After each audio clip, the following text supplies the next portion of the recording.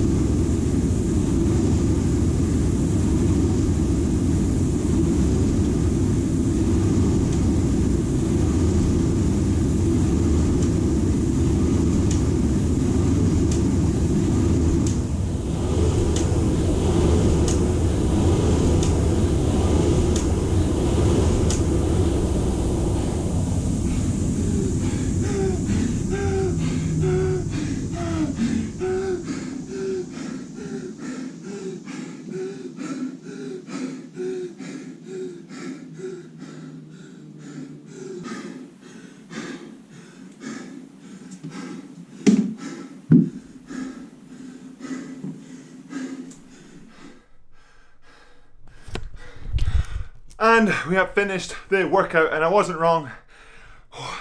It's a doozy. It is.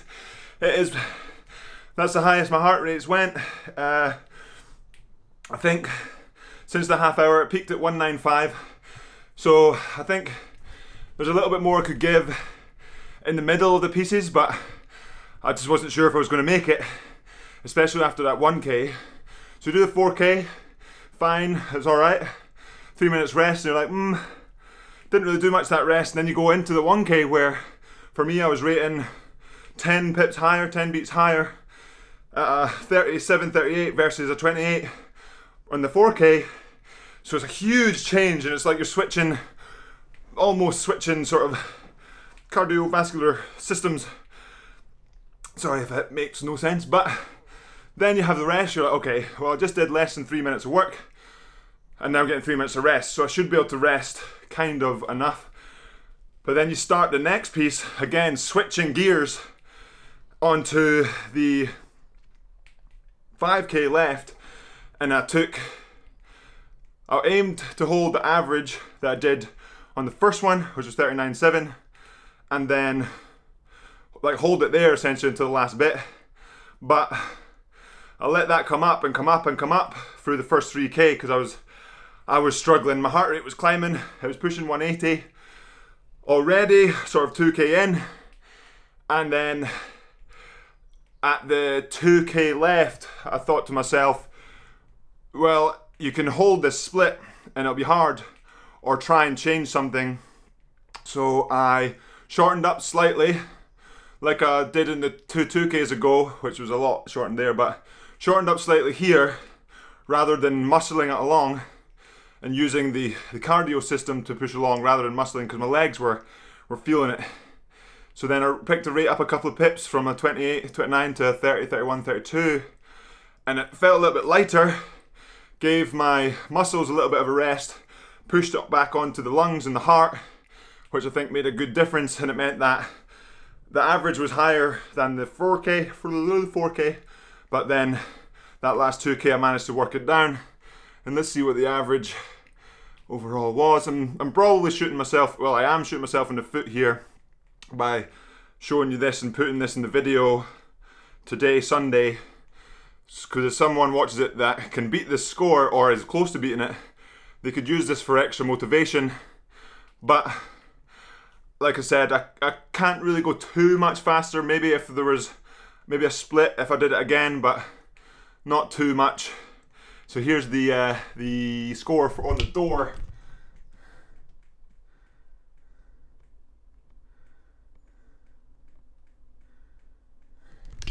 Bit out of focus there, but average 38.3, which pretty happy with. Last 200 or so in the 1k I struggled with, just because again it was switching gears from lower rate, switched to almost full sprint for that 1k, so really kind of struggled there. But another workout where, like I talked about in the enjoying the process yesterday's vlog or Friday's vlog, this was something very different than what they usually do, but average 163, max 195. That means I'm pushing into the zones that I want to be working at, especially when we're coming to the 2k. So this is pretty much the hardest workout I'm going to do. Like, it definitely is the hardest workout I'm going to do. Well, it is the hardest workout I'm going to do this year, so far this year. So it's going to be the hardest workout this week before the 2k. I've got some 2k prep coming up, and we'll get into that sort of as the 2k at the weekend comes closer. But this one is not necessarily a 2k prep workout, but that middle 1k is 27.3 is what I would like to see in my 2k at some point. So it was good to see those numbers while under duress and while already in the pain cave. And then that last 5k again, a little bit learned where I was doing a bit too muscly, too leggy, if that's possible. Maybe just slightly too long for me right now. Shortened up slightly. Maybe, I'm not sure if you might have seen that in the video, but it made quite a big difference. So I'm going to be taking that into this week. Always learning, no matter what's happening, whether it's on the machine, on the water. Water rowing will be coming. Obviously, I haven't been in the water this year yet, But again, indoor rowing championships, so training for the indoor rowing machine. Obviously rowing on the water can help with that as well. But we will be getting on the water after the indoor rowing championships in Paris next weekend. So we're organising blades, organising boats, and then getting out on the water finally. Because I know a lot of people, a lot of the Yam squad have been asking, why are you not on the water? But plenty of things going on behind the scenes. One of the big things being not necessarily a lack of boat, because we have a boat, but it's lack of boat and training for indoor rowing championships. And I've got lots of time to train, and my weaknesses are easily fixed or easily worked towards on a really stable machine. So I see my weaknesses as not fitness in general, but parts of my fitness. And so working like today was working on that part of the fitness, which is really good, and not necessarily my rowing ability. I feel like, yes, I could 100%, I could definitely improve my rowing. It can be that sort of, at the very least, the movement into the catch, a bit more chill, a bit more relaxed in there, could be a lot better.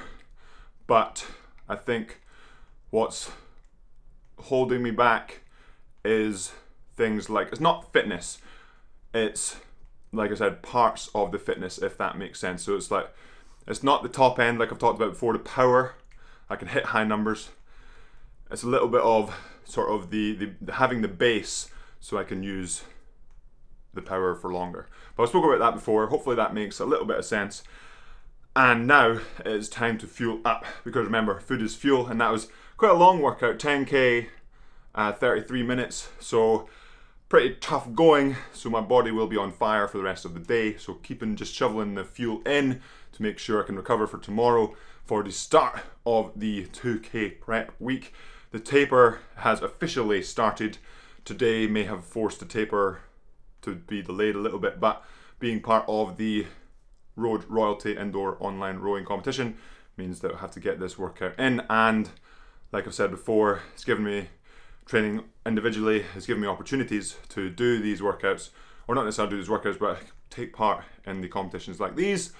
But no more rambling for the rest of this episode, because that will be it for today's episode. And as always, Yam Squad, remember to subscribe if you haven't already, hit that like button, and let me know in the comments below what your hardest workout has been this year. Oh yeah.